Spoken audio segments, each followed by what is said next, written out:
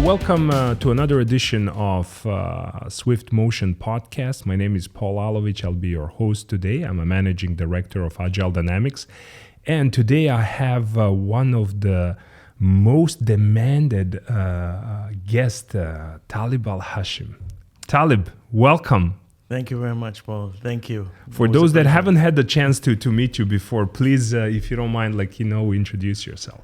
I am the managing director of TBH, and I've had a 15-year journey in entrepreneurship, trying to help people and businesses here in the UAE and in the region grow successful. Mm-hmm.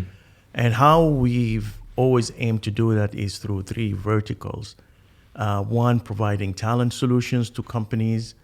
Another is helping businesses build capacity and capabilities and access the market better. And the third is HR, working with companies to adopt best practices in HR. And that is part of the reason, the reason why we called it TBH. It also called Talib bin Hashim as well, but I don't want to blow my own horn. TBH really stands for the three verticals: talent, business, and human capital. And this is what keeps me busy. Well designed, I must say. Thank you so much for taking time out of your busy schedule to catch up with me. I just came from the Saudi Arabia, and I'm still under impression. All the mega projects that are converging. There is so much energy there. Same thing is happening in the UAE, and I really wanted to catch up with you and kind of hear your thoughts on the latest development when it comes to investments in the next generation of internet, Web3. You are definitely in the forefront because before anything can happen, people need to be onboarded, so even if you're building a government level enterprise, you still need to build that core team, and you're the person that definitely gets involved. So just, your thoughts on what's happening, what's the pulse of the nation, and what's coming up, if you don't mind sharing a few of those. No, absolutely. It seems, Paul, we're playing catch up with the fast pace of development and changes that's happening around the world and happening here in the region. And part of what we're trying to do, one, the region is positioning itself as a magnet for talent, bringing talent in different spaces and in the tech and Web3. So when these talent come here, what they do is they actually inspire innovation as well and drive innovation in alignment with government vision.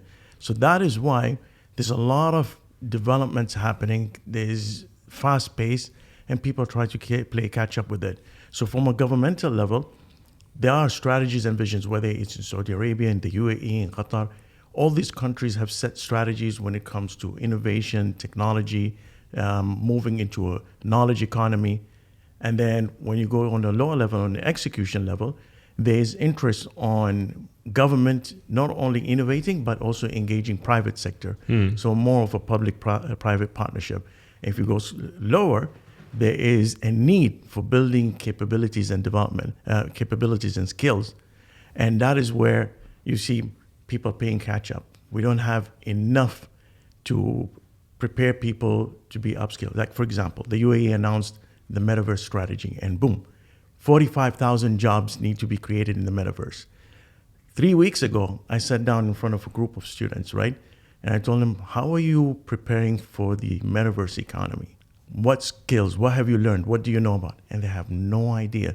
Whatever they enroll. Of course, they're students. I guess the faculty should come up with something. Absolutely. So there's need to work even with faculties. And when we spoke with the faculties, they themselves we need to engage private sector. Tell us what are the needs in the market. Yeah. So all these are opportunities. They are challenges, but they are opportunities.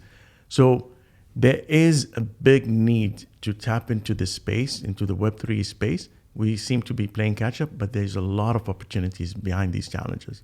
That's really awesome and quite encouraging because from my humble view, I've been living here in the region for 15 years. I think the tremendous potential in the human capital side is really the key differentiator. It's not a resources that this region have been blessed with, but it's the people. So to that end, I think it's really interesting to kind of converge to our next point, which is Web3. You know, what are the values of Web3? What comes to mind is, consensus-driven decision making, inclusiveness, distribution, as well as decentralization. So in your view, I think we discussed this in the past, but do you mind sharing with our audience the touch points from the cultural perspective between the Web3 and the perspectives here in the region? It's a very good question. And actually, let me answer that question not only with an analogy, but also what we've done is we've taken that analogy and we've converted it into a concept, a platform. It's a long-standing tradition in the Arab Gulf, which is the Myjlis concept. Now, the Myjlis is a private space that is based in the households of people. Can be anyone. You can hold a Myjlis, I can hold a Myjlis. Locals have done this. Decentralized. Exactly. Decentralization right there, right? And what happens is you have a host who can invite communities. Now, one of the values of the Web3 is building communities, engaging communities. So communities don't go only to socialize, but also they go there to gain information, to connect, and to do business as well. So business is done as well in these majlises. So one thing is decentralization is a core value of majlises. So you don't have one majlis and everyone has to go there. Different people with majlises. In majlises, the value of consensus. So when you have people having conversation, when people hold majlises to discuss a project, to discuss an issue, there are social issues that are discussed in majlises. Why do they do that? Not only to gain insight, but as well as consensus. Consensus is very big in the Gulf culture. Okay, in al-shur, akhad shur someone. So that's in Arabic. It means taking consensus or taking guidance from someone else. Then what happens in these majlises is people build connections, and Web3 is all about building organic connections among communities, among members of communities. So what we did is, we have this long-standing tradition of Myjlis. It's private. How can we open it up to the public? And how can we bring it to everyone so that they can actually benefit from the value these Myjlises bring? Values of gaining intelligence and information, knowledge, a value of building meaningful connections, and a value of being able to be a co-creator. So when I say Paul can become a co-creator in a Myjlis, you can organize your own Myjlis in the Web3 space. So you're a co-creator. And co-creation is a key, or creator economy is a key value of the Web3 space. So what we've done is we've actually transformed the whole concept.